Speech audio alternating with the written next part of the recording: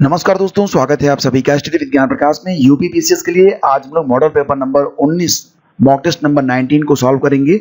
प्रश्नों की संख्या रखी गई है आज 45 45, यानी कि आज का जो मैक्सिमम मार्क है वो 45 होगा। तो नेगेटिव मार्किंग कितनी होती है? 1/3 होती है। तो अगर आपका जवाब सही हुआ तो खुद को आप 1 अंक दीजिएगा, गलत जवाब होने पर आप खुद को 1/3 नेगेटिव में दीजिएगा। इस प्रकार से देखिए कि 45 अंकों में आपको कितने अंक प्राप्त होते हैं। कमेंट कीजिएगा, एक दूसरे के साथ कंपैरिजन कीजिएगा ताकि आपको पता चल सके कि आपकी तैयारी का लेवल क्या है। तो आइए शुरू करते हैं। पहला क्वेश्चन लेते हैं। किसने 1840 ईस्वी के करीब कूका आंदोलन को प्रारंभ किया था? कूका आंदोलन को शुरू किसने किया था? सही जवाब है ऑप्शन बी, भगत जवाहरमल। पूरा नाम था सेन साहब भगत जवाहरमल। कूका आंदोलन का जो शुरुआत हुआ था वो एक धार्मिक आंदोलन के रूप में हुआ था, लेकिन आगे चलकर इसका जो स्वरूप था वो राजनीतिक हो गया। यानी कि शुरुआत हुई थी सिख धर्म में प्रचलित बुराइयों और अंधविश्वासों को दूर करने के लिए, लेकिन आगे चलकर ये जो आंदोलन था वो अंग्रेजों के खिलाफ हो गया था और इसको लीड किया था भगत जवाहरमल जी ने। तो ऑप्शन बी इसका बिल्कुल सही जवाब है। अगला क्वेश्चन लेते हैं। निम्नलिखित में किन दलों की स्थापना डॉक्टर भीमराव अंबेडकर ने की थी? Peasants and workers party of India, all India scheduled caste federation, independent labour party. तो सही जवाब बनेगा इसका ऑप्शन 2 और 3 की स्थापना की थी डॉक्टर BR अम्बेडकर जी ने, यानी कि विकल्प बी हमारा बिल्कुल सही जवाब है। तो तीनों के बारे में जान लेते हैं। तो ये जो पहला ऑप्शन है peasants and workers party of India, इसकी स्थापना हुई थी कब? तो peasants and workers party of India की स्थापना 1947 में महाराष्ट्र में की गई थी। इसके संस्थापक थे नाना पाटिल जी, CD देशमुख जी और केशव राव जाधव जी। ठीक है। और BR अम्बेडकर जी ने all India scheduled caste federation और इंडिपेंडेंट लेबर पार्टी की स्थापना की थी। शेड्यूल्ड कास्ट फेडरेशन की स्थापना हुई थी 1942 में, 1942 में, जबकि इंडिपेंडेंट लेबर पार्टी की स्थापना की गई थी 1936 में। तो ये दो पार्टियां हैं जिसकी स्थापना डॉक्टर भीमराव अंबेडकर जी ने की थी। ठीक है, चलो आगे बढ़ते हैं। क्वेश्चन नंबर 3 को लेते हैं। 1902 में किस वायसराय के अंतर्गत इंडियन यूनिवर्सिटी कमीशन की स्थापना की गई? तो इंडियन यूनिवर्सिटी कमीशन की स्थापना हुई थी, उस समय वायसराय कौन थे? जी हाँ, ऑप्शन ए लॉर्ड कर्जन। वर्ष 1901 में कर्जन ने भारत के उच्चतम शिक्षा और विश्वविद्यालय के अधिकारियों का एक सम्मेलन बुलाया था। कहां पर बुलाया था? शिमला में। तो शिमला सम्मेलन में पारित प्रस्तावों के आधार पर कर्जन ने सन 1902 में थॉमस रैले की अध्यक्षता में विश्वविद्यालय आयोग का गठन किया था। अध्यक्ष कौन बनाया गया था? Thomas Raleigh. ठीक है। और उसके बाद इंडियन यूनिवर्सिटी कमीशन 1904 की स्थापना की गई थी। तो सही जवाब है इसका ऑप्शन ए। अगला क्वेश्चन लेते हैं। सुरेंद्रनाथ बनर्जी द्वारा स्थापित उस संगठन का नाम बताइए जिसका 1886 में इंडियन नेशनल कांग्रेस यानी कि INC में विलय हो गया। तो इंडियन नेशनल कांग्रेस की स्थापना होती है 1885 में, ये तो आप जानते ही हैं। और ये जो संगठन था जो कि ऑप्शन डी के अंतर्गत आएगा, इंडियन नेशनल कॉन्फ्रेंस। आपको बता दें कि ये जो संगठन था इसकी स्थापना 1883 में ही की गई थी, यानी कि INC से पहले, इंडियन नेशनल कांग्रेस से पहले इंडियन नेशनल कॉन्फ्रेंस की स्थापना हुई थी। इसके दो जो है सम्मेलन भी हुए थे। एक सम्मेलन हुआ था 1883 में ही, दूसरा हुआ था 1885 में कलकत्ता में, और उसके बाद 1886 में इंडियन नेशनल कॉन्फ्रेंस को सुरेंद्रनाथ बनर्जी की सलाह पर ही 1886 में भारतीय राष्ट्रीय कांग्रेस में विलय कर दिया गया था। तो ऑप्शन डी इसका बिल्कुल सही जवाब है। लेकिन ये क्वेश्चन बहुत इंपॉर्टेंट है, इसको बिल्कुल आपको याद रखना होगा। अगला क्वेश्चन उठाते हैं। दादा भाई नौरोजी के विषय में निम्नलिखित में कौन सा एक कथन गलत है, असत्य है? वह पहले भारतीय थे जो एल्फिंस्टन कॉलेज बंबई में गणित और भौतिकी के प्रोफेसर नियुक्त हुए थे। करेक्ट। 1892 में उन्हें ब्रिटिश पार्लियामेंट का सदस्य निर्वाचित किया गया था। करेक्ट। उन्होंने एक गुजराती पत्रिका रस्त गुफ्तार का आरंभ किया था। करेक्ट। उन्होंने 4 बार भारतीय राष्ट्रीय कांग्रेस की अध्यक्षता की थी। रॉन्ग, ये गलत है। ये 3 बार की थी उन्होंने। और इन्होंने कब किया था 3 बार? तो एक बार किया था उन्होंने 1886 में, दूसरा हुआ था 1893 में, तीसरा हुआ था 1906 में। आपको बता दें 1886 में यह अधिवेशन हुआ था, कलकत्ता वाला अधिवेशन। 93 में जो अधिवेशन हुआ था वो लाहौर में हुआ था, और फिर 1906 में हुआ था ये कलकत्ता में ही हुआ था। तो ये 3 अधिवेशन थे जिसकी अध्यक्षता की थी दादा भाई नौरोजी ने। तो ऑप्शन डी जो है हमारा सही जवाब बनेगा। ठीक है, काकोरी ट्रेन डकैती कांड में किन क्रांतिकारियों को फांसी की सजा दी गई थी? तो देखिए, राम प्रसाद बिस्मिल और अशफाक उल्लाह के साथ साथ कुछ और भी क्रांतिकारी थे, जैसे कि ठाकुर रोशन सिंह को इलाहाबाद में और राजेंद्र लाहिड़ी को गोंडा में फांसी दी गई थी। तो सही जवाब इसमें विकल्प ए बनता है, राम प्रसाद बिस्मिल और अशफाक उल्लाह। तो काकोरी डकैती कांड जो हुआ था ये कब हुआ था? ये 9 अगस्त 1925 को हुआ था। 9 अगस्त 1925 को आपको पता होगा कि रिपब्लिकन एसोसिएशन का सबसे जो प्रमुख कार्य था वो काकोरी डकैती था। 9 अगस्त 1925 को एसोसिएशन के सदस्यों ने सहारनपुर लखनऊ लाइन पर 8 डाउन रेलगाड़ी को काकोरी नामक गांव में रोककर खजाने को लूट लिया था। घटना हुई थी 9 अगस्त 1925 को। 1906 में मुस्लिम लीग की स्थापना हुई थी कहां पर? लाहौर में, दिल्ली में, कलकत्ता में? नहीं, ढाका में हुई थी। और आपको ये भी याद होना चाहिए कि 1906 में ये जो स्थापना हुई थी वो ढाका के नवाब सलीमुल्लाह खान और आगा खां के नेतृत्व में हुआ था 30 दिसंबर 1906 को। ठीक है, मुस्लिम लीग के जो पहले अध्यक्ष थे उनका नाम था वकार उल मुल्क। मुस्लिम लीग के जो पहले अध्यक्ष थे उनका नाम था वकार उल मुल्क। ठीक है, अब एक बात और भी याद रखना कि नवाब सलीमुल्लाह खान जो थे वो इसके संस्थापक अध्यक्ष थे। ठीक है, मुस्लिम लीग के पहले अध्यक्ष वकार उल मुल्क, संस्थापक अध्यक्ष सलीमुल्लाह खान। ठीक है, नवाब जो थे ढाका के वो। अगला क्वेश्चन उठाते हैं। किसने कहा था मेरी पीठ पर किया जाने वाला प्रत्येक प्रहार ब्रिटिश साम्राज्य के कफन में एक कील साबित होगा? सही जवाब है ऑप्शन ए, बचपन में ही आपको पढ़ाया गया होगा, लाला लाजपत राय। साइमन कमीशन जब आया था भारत, साइमन कमीशन कब आया था? साइमन कमीशन आया था 1928 में। उसका विरोध करते समय लाला लाजपत राय के ऊपर लाठीचार्ज हुआ था और इसी लाठीचार्ज में उनको गंभीर चोटें आई थी, जिसकी वजह से आगे चलकर उनकी मौत भी हो गई थी और उन्होंने लाठीचार्ज के बाद ये स्टेटमेंट दिया था। तो ऑप्शन ए इसका बिल्कुल सही जवाब है। वह प्रांत जहां 1937 के आम चुनाव के बाद भारतीय राष्ट्रीय कांग्रेस ने अपनी सरकार नहीं बनाई थी। अच्छा, 1937 के आम चुनाव के बाद आईएनसी यानी कि इंडियन नेशनल कांग्रेस ने कितने प्रांतों में अपनी सरकार बनाई थी? ये भी क्वेश्चन कभी कभी आता है। तो कुल मिला के 11 प्रांतों के विधानमंडलों के चुनाव में कांग्रेस ने कुल 8 प्रांतों में अपनी सरकार बनाई थी। ये 8 प्रांत थे: मद्रास, बंबई, मध्य भारत, उड़ीसा, बिहार, संयुक्त प्रांत यानी कि उत्तर प्रदेश, पश्चिमोत्तर प्रांत और असम में। जबकि बंगाल में जो है मुस्लिम लीग ने अपनी सरकार बनाई थी और पंजाब में यूनियनिस्ट पार्टी का मंत्रिमंडल बना था। ठीक है, तो सही जवाब इसका ऑप्शन ए। निम्नलिखित में कौन INA अधिकारी कैप्टन के सहगल, कैप्टन शाहनवाज खान तथा कैप्टन GS ढिल्लों के मुकदमे में उनके बचाव पक्ष में आए थे? तो जैसा कि आपको याद होगा कि लाल किले में यह ऐतिहासिक मुकदमा हुआ था। भूलाभाई देसाई जो थे वो बचाव पक्ष के वकीलों की अगुवाई कर रहे थे। तो ऑप्शन ए इसका बिल्कुल सही जवाब है। ठीक है, याद रखना इसको। अगला क्वेश्चन लेते हैं। भारत की संविधान सभा की अंतिम बैठक की सही तिथि बताइए। भारत की संविधान सभा की अंतिम बैठक की सही तिथि बताना है आपको। सही जवाब क्या होगा? संविधान सभा की अंतिम तिथि ये 24 जनवरी 1950 को हुई थी। 24 जनवरी 1950 जब सदस्यों द्वारा भारत के संविधान पर हस्ताक्षर किए गए थे। संविधान पूर्ण रूप से 26 जनवरी 1950 को लागू किया गया था। अगला क्वेश्चन देखते हैं।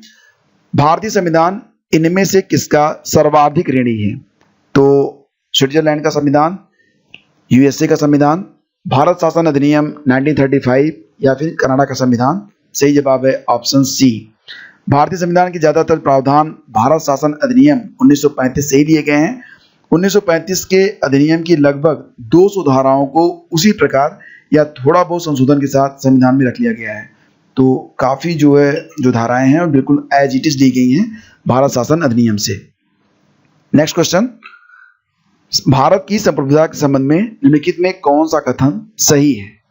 भारत राष्ट्रमंडल का सदस्य है, ये तो सही है।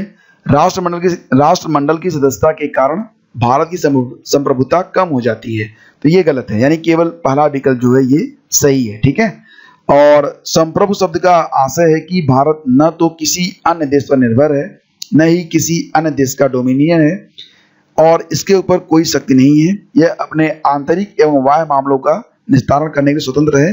यद्यपि वर्ष 1949 ईस्वी में भारत ने राष्ट्रमंडल की सदस्यता स्वीकार करते हुए ब्रिटेन को इसका प्रमुख माना था, तथापि संविधान से अलग यह घोषणा किसी भी तरह से भारतीय समरूपता को प्रभावित नहीं करती है। तो अगला क्वेश्चन देखते हैं। 2011 की जनगणना के अनुसार उत्तर प्रदेश की जनसंख्या भारत की जनसंख्या की कितनी प्रतिशत है? तो 2011 की जो जनगणना है, जो उसके आंकड़े हैं, वो अभी भी बहुत ही प्रासंगिक हैं। डायरेक्टली क्वेश्चंस अभी भी पूछे जा रहे हैं। तो सही जवाब इसका क्या बनेगा? देखिए, इसका सही जवाब बनेगा 16.5, ऑप्शन सी। याद रखना इसको। भारत की कुल आबादी में 16.5% जनसंख्या उत्तर प्रदेश में निवास करती है। देश की कुल जनसंख्या में उत्तर प्रदेश की जनसंख्या का जो हिस्सा है वो 1/6 है, 1/6। 2011 की जनगणना के अनुसार निम्नलिखित में किस राज्य में विगत दशक में सबसे कम जनसंख्या वृद्धि हुई है? और इसका जवाब तो आपको बिल्कुल पता होगा, ऑप्शन डी, यानी कि नागालैंड, जहां पर 2001 की तुलना में 2011 में माइनस में वृद्धि हुई थी, यानी कि जनसंख्या जो थी वो घट गई थी, -0.6% से जनसंख्या वहां पर कम हो गई थी। तो ऑप्शन बी इसका बिल्कुल सही जवाब है। आगे बढ़ते हैं। जनसंख्या 2011 के अंतिम आंकड़ों के अनुसार उत्तर प्रदेश में उच्चतम साक्षरता दर वाला जनपद कौन सा है? तो जो विकल्प दिए गए हैं उसमें सही जवाब बनेगा ऑप्शन ए, गौतम बुद्ध नगर। गौतम बुद्ध नगर की जो साक्षरता है वो 80.12% होती है। गाजियाबाद के बारे में बात करें तो गाजियाबाद 78.07% है, 78.07%। और कानपुर का कितना है? 79.65%। और इसके बाद वाराणसी है। वाराणसी का कितना है? वाराणसी का है 75.60। ठीक है, तो ये हो गया सबसे अधिक साक्षर है, ऑप्शन ए, गौतम बुद्ध नगर। जनगणना 2011 के अंतिम आंकड़ों के अनुसार भारत का पुरुष स्त्री अनुपात कितना है? और सही जवाब है 943। 1000 पुरुषों पर 943 महिलाएं हैं। और 2001 में ये जो आंकड़ा था वो 933 का था, ये भी याद रखना। ठीक है, चलो आगे बढ़ते हैं। जनगणना 2011 के अनुसार निम्नलिखित राज्यों में से किसकी शिशु मृत्यु दर सबसे कम थी? शिशु मृत्यु दर सबसे कम कहाँ की थी? और इसका सही जवाब है केरल। तो केरल की जो शिशु मृत्यु दर है वो मात्र 12 है। वर्तमान में राष्ट्रीय स्तर पर शिशु मृत्यु दर जो कितनी है? अगर ये क्वेश्चन आ गया कि वर्तमान में राष्ट्रीय स्तर पर शिशु मृत्यु दर कितनी है, तो ये 33 है। ठीक है, 33। मई 2019 में जारी नमूना पंजीकरण बुलेटिन 2019 के आंकड़ों के अनुसार उच्चतम शिशु मृत्यु दर वाले राज्यों का अनुक्रम जो है उसमें सबसे ऊपर एमपी आता है, मध्य प्रदेश, ये है 47। उसके बाद आता है असम। असम में कितना है? ये है 44। फिर आता है अरुणाचल प्रदेश जिसका है 42। और अपना यूपी भी पीछे नहीं है, यूपी का है 41। न्यूनतम शिशु मृत्यु दर वाला जो राज्य है उसमें नागालैंड है, उसके बाद गोवा है, फिर केरल है और फिर पुडुचेरी है। ठीक है, तो इस प्रकार से आप इसको याद रखेंगे। ये नवीनतम आंकड़े मैं आपको बता रहा हूँ। आगे बढ़ते हैं। भारत के निम्नलिखित स्थल अवरुद्ध राज्यों में किसमें 2011 की जनगणना के अनुसार नगरीय जनसंख्या का प्रतिशत सर्वाधिक है? और इसका सही जवाब क्या बनेगा? सही जवाब इसका ऑप्शन सी, यानी कि पंजाब। ठीक है, पंजाब का 37.5% जो है ये नगरीय जनसंख्या यहाँ पर पाई जाती है। तो हरियाणा के बारे में बात करें तो हरियाणा तो और भी है, मतलब 34.9% है। मध्य प्रदेश का 27.6% है। जम्मू कश्मीर में 27.4% है। तो इसमें सही जवाब बनेगा ऑप्शन सी, पंजाब। अगला क्वेश्चन देखते हैं। वर्ष 2011 की जनगणना के अनुसार निम्नलिखित में किस राज्य में नगरीय जनसंख्या की प्रतिशतता न्यूनतम थी? तो राज्य की बात हो रही है यहाँ पर कि 2011 की जनगणना के अनुसार किस राज्य में नगरीय जनसंख्या की प्रतिशतता न्यूनतम थी? और ये राज्य है Himachal Pradesh, option B, option D, Himachal Pradesh. ठीक है, और यहाँ पर मात्र 10% है, जबकि अधिकतम जो है वो कहाँ पर है? प्रतिशत में है। ये प्रतिशत में सबसे जो है कम है हिमाचल प्रदेश, सबसे अधिक है गोवा। गोवा का कितना है? गोवा का है 62.2%। जबकि जनसंख्या की दृष्टि से सर्वाधिक नगरीय जनसंख्या महाराष्ट्र में है और इसके बाद उत्तर प्रदेश है। तो जनसंख्या की दृष्टि से देखेंगे तो सबसे अधिक नगरीय जनसंख्या जो है महाराष्ट्र में है।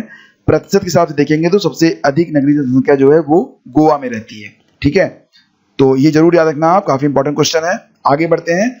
पर्यावरण से आप क्या समझते हैं? 4 विकल्प दिए गए हैं। भूमि, जल, वायु, पौधों एवं पशुओं की प्राकृतिक दुनिया जो इनके चारों ओर अस्तित्व में है, उन संपूर्ण दशाओं का योग जो व्यक्ति को एक समय बिंदु पर घेरे होते हैं, भौतिक, जैविकी और सांस्कृतिक तत्वों की अंतःक्रियात्मक अवस्था जो अंतर संबंधित होते हैं, यानी कि ऑप्शन डी उपयुक्त सभी। निम्नलिखित जंगलों में कौन सा जंगल पृथ्वी ग्रह के फेफड़ों के रूप में जाना जाता है? अभी हाल ही में इस जंगल में एक भीषण आग लगी थी जिसमें बहुत सारे मतलब लाखों करोड़ों जो जानवर थे वो मारे गए थे, और ये वन है अमेजन का वर्षा वन। ठीक है, याद रखना है इसको। अमेजन वर्षा वन को पृथ्वी के फेफड़े के रूप में जाना जाता है। ये विश्व की लगभग 20% ऑक्सीजन का जो प्रोडक्शन होता है वो यहीं से होता है। अत्यधिक विस्तृत होने के कारण यह कार्बन डाइऑक्साइड का बहुत बड़ा भाग अपने में समाहित करता है, इसलिए इसको कार्बन सिंक भी कहते हैं। ठीक है, फिलहाल यहाँ पर भीषण आग लगने से ये जो वन है वो लगभग तबाह हो गया है। भारत के बड़े नगरों में वायु प्रदूषण का सबसे बड़ा स्रोत क्या है? जो भारत के बड़े नगर हैं वहां पर वायु प्रदूषण सबसे अधिक किससे होता है? ताप शक्ति खंड से, औद्योगिक खंड से, नगरीय ठोस अपशिष्ट से, परिवहन खंड से। एक्चुअली में आपने देखा होगा कि लोगों की आदतें भी अब बदल रही हैं। जहां पर साइकिल का प्रयोग करना भी चाहिए वहां पर भी लोग बाइक का प्रयोग करते हैं। इवन अगर घर से निकल रहे हैं सब्जी लेने के लिए तब भी वो बाइक से जाते हैं, कार से जाते हैं। बेहतर होगा कि आप कम से कम सब्जी मंडी तक अगर आप पैदल जाएं तो देखो जनसंख्या जो है वो अरबों में है। ठीक है, अगर अरबों लोग थोड़ी थोड़ी दूरी भी जो है अगर बाइक चलाते हैं तो सोचो कि कितना ज़्यादा जो है दहन होता है पेट्रोल और पेट्रोलियम का। जबकि अगर थोड़ा सा आप लोग पैदल चलें तो देश को भी और आपकी भी जो आर्थिक स्थिति है, आपका जो स्वास्थ्य है वो कितना बेहतर रहेगा। तो थोड़ा सा पैदल चलिए, साइकिल यूज करिए, ज़्यादा बढ़िया रहेगा। क्वेश्चन नंबर 24 को देख लीजिए। हरित गृह प्रभाव, इसको कहते हैं green house effect. Green house effect वातावरण में निम्नलिखित में कौन सा परिवर्तन होता है? ग्रीन हाउस इफेक्ट की वजह से वातावरण में क्या होता है, ये क्वेश्चन है।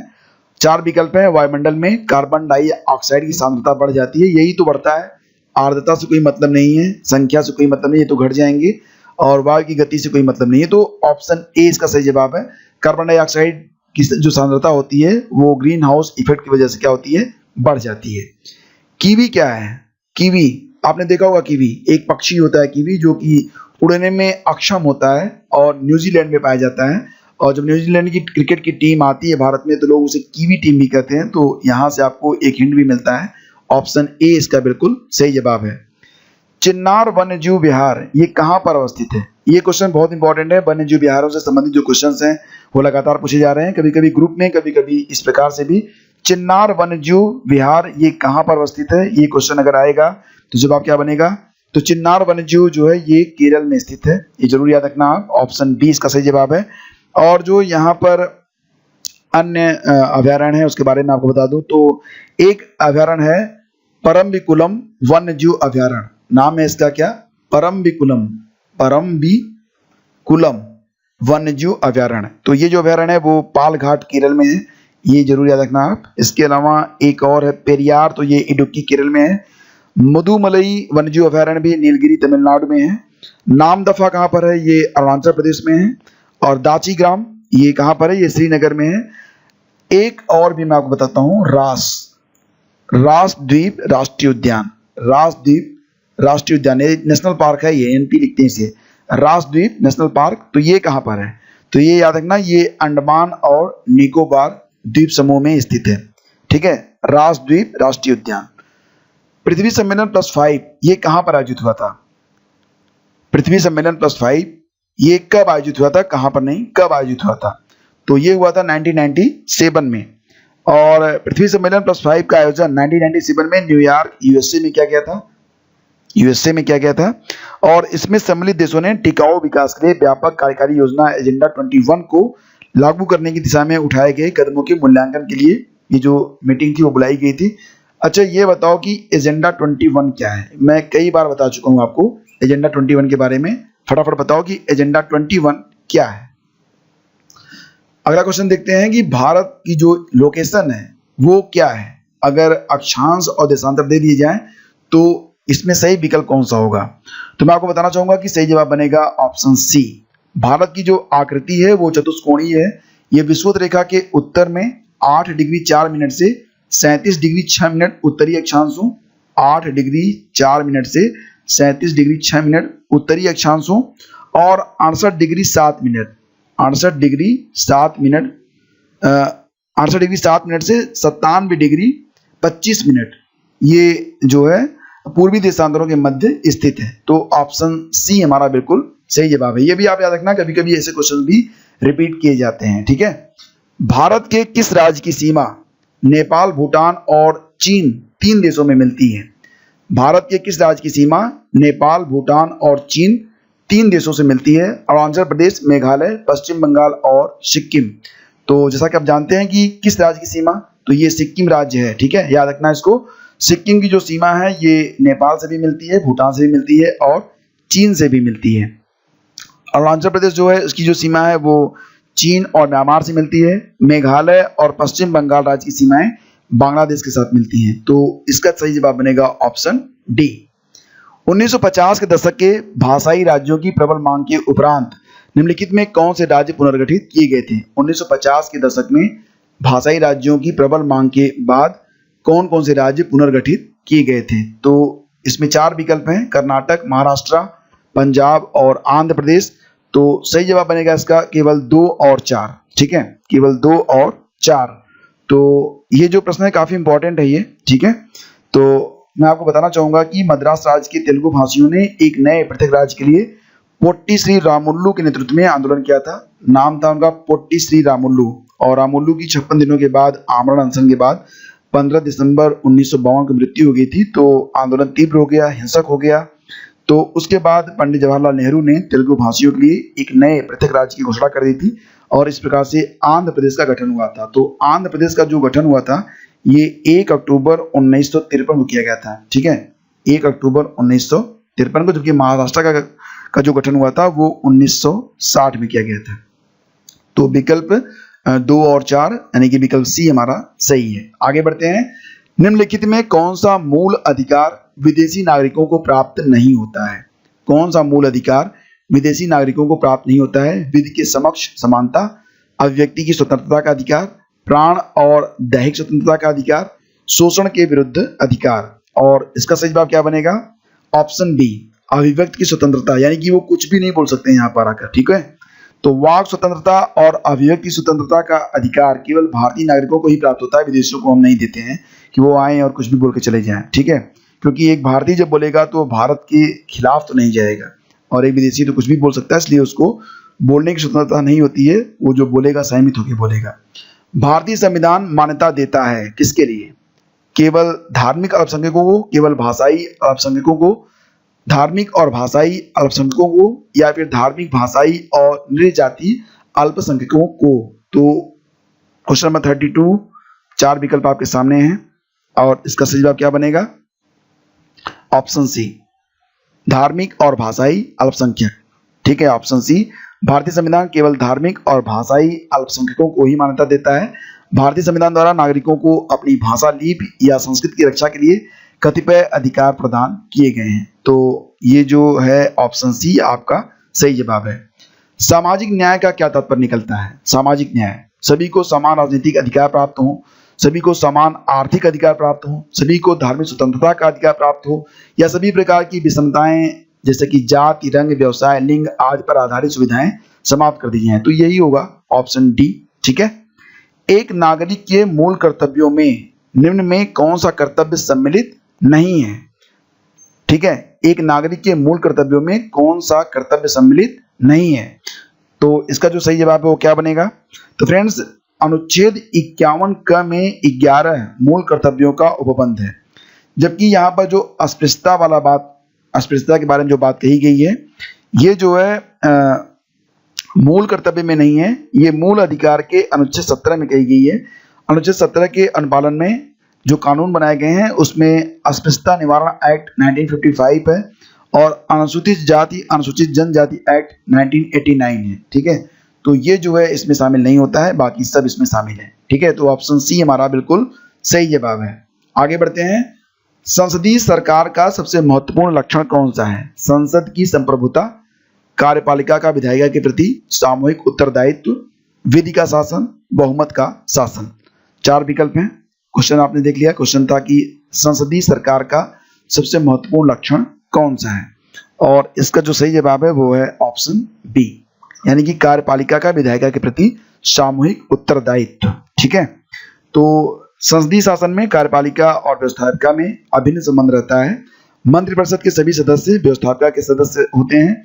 वे व्यक्तिगत और सामूहिक रूप से व्यवस्थापिका के प्रति उत्तरदायी भी रहते हैं। तो ऑप्शन बी हमारा सही जवाब है। आगे बढ़ते हैं। निम्नलिखित में किनसे विनिर्धारित होता है कि भारत का संविधान परिसंघीय है? भारत का संविधान परिसंघीय है, यह किससे विनिर्धारित होता है? तो 4 विकल्प दिए गए हैं और इसका जो सही जवाब है वो आपको बताना है। सही जवाब है केंद्र और राज्यों के बीच शक्तियों के वितरण से, ऑप्शन डी। ठीक है, तो मैं आपको बता दूं कि भारतीय संघ व्यवस्था पर भली बात दृष्टिपात करने से जो तथ्य सामने आता है वह यह है कि यद्यपि हमारे संविधान का स्वरूप संघात्मक है, लेकिन उसकी आत्मा एकात्मक है। अगर दूसरे शब्दों में कहें तो जहां एक तरफ संघात्मक व्यवस्था अपनाने पर भी हमारे संविधान का झुकाव एकात्मक शासन व्यवस्था की ओर है, वहीं दूसरी तरफ केंद्र और राज्यों के बीच शक्तियों के वितरण से स्पष्ट होता है कि भारत का संविधान परिसंघीय है। ठीक है, तो ऑप्शन डी। केंद्र राज्य संबंध पर डॉक्टर पीवी राज मन्नार समिति किस राज्य के द्वारा गठित की गई थी? डॉक्टर पीवी राज मन्नार समिति का गठन किया गया था तमिलनाडु सरकार के द्वारा। 37 का सही जवाब है ऑप्शन सी, तमिलनाडु सरकार। और आपको बता दें कि तमिलनाडु सरकार द्वारा केंद्र और राज्य संबंध पर डॉक्टर पीवी राज मन्नार की अध्यक्षता में राज मन्नार समिति गठित की गई थी। केंद्र और राज्य के पारस्परिक संबंधों को पुनर्निर्धारित करने और उनमें संस्थागत परिवर्तन लाने के उद्देश्य से 22 सितंबर 1969 में तमिलनाडु के तत्कालीन मुख्यमंत्री करुणानिधि ने विधानसभा में 3 सदस्यों की एक समिति की घोषणा की थी। इस समिति के जो सभापति थे वो डॉक्टर पीवी राज मन्नार थे और जो सदस्य थे उसमें डॉक्टर लक्ष्मण एस मुदालियर और पीसी चंद्रा रेड्डी थे। ठीक है, क्वेश्चन नंबर 38 को देखिए। भारत की संसद के संबंध में निम्नलिखित में कौन सा कथन सही नहीं है? संसद के संबंध में कौन सा कथन सही नहीं है? 4 विकल्प दिए गए हैं, तो देखिए इसको सही जवाब क्या बनेगा इसका। देखिए ऑप्शन सी, देखिए मंत्रिमंडल की सदस्यता निम्न सदन तक सीमित है। ये बात बिल्कुल गलत है। आपको बताना चाहेंगे कि भारत की संसद के संबंध में ये जो कथन सी है वो गलत है, क्योंकि मंत्रिमंडल का जो सदस्य होता है वो लोकसभा और राज्यसभा दोनों में से किसी का भी सदस्य हो सकता है, और दोनों सदनों का सदस्य न होने पर भी कोई व्यक्ति मंत्रिमंडल का सदस्य हो सकता है, बशर्ते उसे मंत्री पद धारण करने के पश्चात 6 माह के भीतर दोनों जो सदन है उनमें से किसी एक की सदस्यता, यानी कि किसी एक का सदस्य उसे बनना होगा, और अन्यथा की स्थिति में उसका जो पद होगा वो अवैध हो जाएगा। लोकसभा की कार्रवाई में भाग लेने का अधिकारी कौन नहीं होता है? भारत के नियंत्रक और महालेखा परीक्षक ये तो भाग लेते हैं, अटॉर्नी जनरल बिल्कुल भाग ले सकते हैं, और महान्यायाधिकर्ता ये तो सॉलिसिटर जनरल होते हैं, ये तो बिल्कुल भाग लेंगे। यानी कि भारत के राष्ट्रपति के जो सचिव होते हैं इनको जो है लोकसभा की कार्रवाई में भाग लेने का अधिकार नहीं होता है। तो सही जवाब है ऑप्शन डी। एक वर्ष में किसी देश के सामान्य निवासियों और उनकी संपत्ति द्वारा उत्पादित, क्वेश्चन को ध्यान से देखिए, बहुत इंपॉर्टेंट क्वेश्चन है ये हो सकता है कि एग्जाम में आ ही जाए। एक वर्ष में किसी देश के सामान्य निवासियों और उनकी संपत्ति द्वारा उत्पादित सभी अनंतिम वस्तुओं और सेवाओं के मूल्य को, चाहे वे घरेलू राज्य क्षेत्र के भीतर प्रचालित हों या बाहर, उसे क्या कहते हैं? तो फ्रेंड्स ये कहा जाता है सकल राष्ट्रीय आय, जिसको आप कहते हैं जीएनपी। ठीक है, जीएनपी। और ये जीडीपी मत समझिए आप, जीडीपी का मतलब सकल घरेलू उत्पाद से होता है, जबकि ये आय के बारे में बात हो रही है। ठीक है, तो सकल राष्ट्रीय आय को जीएनपी कहते हैं। और जीएनपी क्या होता है? जीएनपी इसका एक फार्मूला भी होता है, वो भी आप याद रखना। ये जीडीपी है, जीडीपी में प्लस करिए एक्स को, घटा दीजिए एम को। अब आपको बताता हूँ एक्स क्या है। एक्स है देशवासियों द्वारा विदेशों से प्राप्त आय, और एम क्या है? विदेशियों द्वारा देश में अर्जित आय। तो इस प्रकार से जीएनपी को निकाला जाता है। तो ऑप्शन ए हमारा बिल्कुल सही जवाब है। लेखानुदान संघ सरकार को अनुमति प्रदान करता है। लेखानुदान संघ सरकार को अनुमति प्रदान करता है किसके लिए? 4 विकल्प है यहाँ पर। आगे का क्वेश्चन बहुत इंटरेस्टिंग है, क्वेश्चन नंबर 42 ध्यान से देखना। फिलहाल 41 पर ध्यान जो फोकस कीजिए लेखानुदान के बारे में। तो लेखानुदान क्या है? तो फ्रेंड्स, जो लेखा अनुदान होता है वो सार्वजनिक ऋण लेने के लिए नहीं होता है, भारतीय रिजर्व बैंक से धन उधार लेने के लिए भी नहीं होता है, राज्यों को अनुदान प्रदान करने के लिए भी नहीं होता है, यह निश्चित अवधि के लिए भारतीय संचित निधि से धन निकालने के लिए होता है। तो ऑप्शन डी हमारा बिल्कुल सही जवाब है। और इसके बाद का जो क्वेश्चन है काफी इंपॉर्टेंट है। क्वेश्चन देखिए कि यदि वार्षिक संघीय बजट लोकसभा द्वारा पारित नहीं होता है, यदि वार्षिक संघीय बजट लोकसभा द्वारा पारित न हो तो क्या होगा? बजट में संशोधन कर यह दोबारा पेश किया जाता है? नहीं। सुझाव हेतु बजट राजभाषा को भेज दिया जाता है? गलत, राजभाषा नहीं, राष्ट्रपति होना चाहिए। संघीय वित्त मंत्री से त्यागपत्र देने के लिए कहा जाता है?